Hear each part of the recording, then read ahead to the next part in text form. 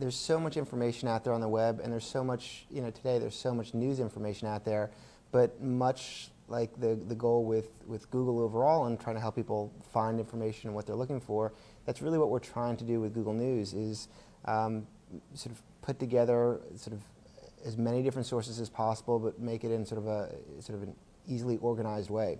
Google News does the last 30 days. It doesn't go back any further than that. So it is really what's happening now.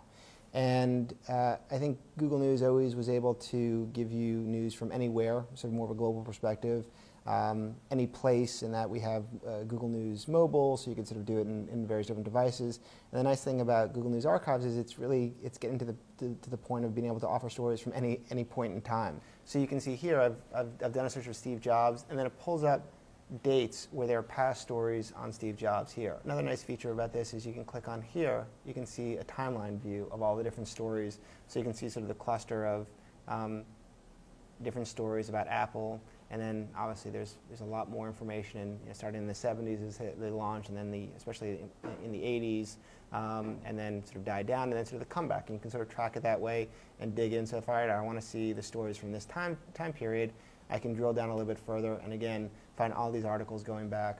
What we do is if there are online archives, we're able to crawl those, whether they're free or paid, and in some cases going back over 200 years of information. So the New York Times goes back, I think, over 100 years at least with their archives. A lot of it is completely free now that they've pulled down the wall from Time Select. So users can do a search, and then on the left-hand side of Google News, you can see key dates that are pulled out based on sort of how much publishing activity there is around a certain time period. Time magazine has digitized their entire archive, so I think they go back to 1932 or so.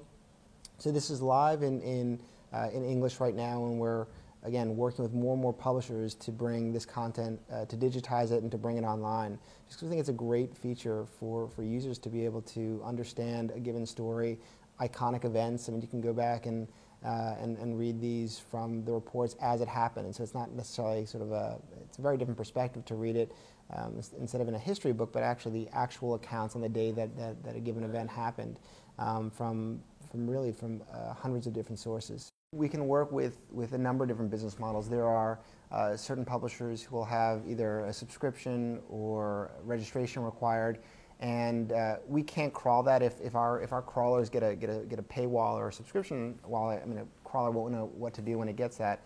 So publishers can deal with that in a number of different ways.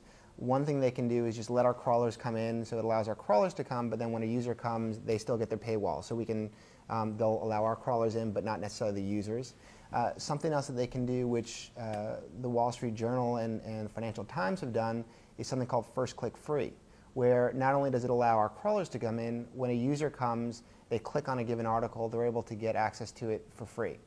But if they try and click through to a second article or a third article, then they get a paywall. It's really important that we work effectively with publishers because we talked a little bit about this, there's a balance in that relationship, that if we don't have great content, if we can't find their content, there's not as much value in Google News. And from their side of it, if they don't help us sort of surface their content, then we can't send all the traffic to them.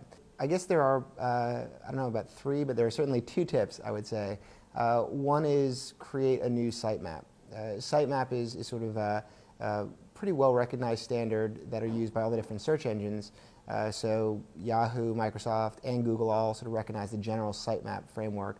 But then there's also something specific to Google News, which is a news sitemap.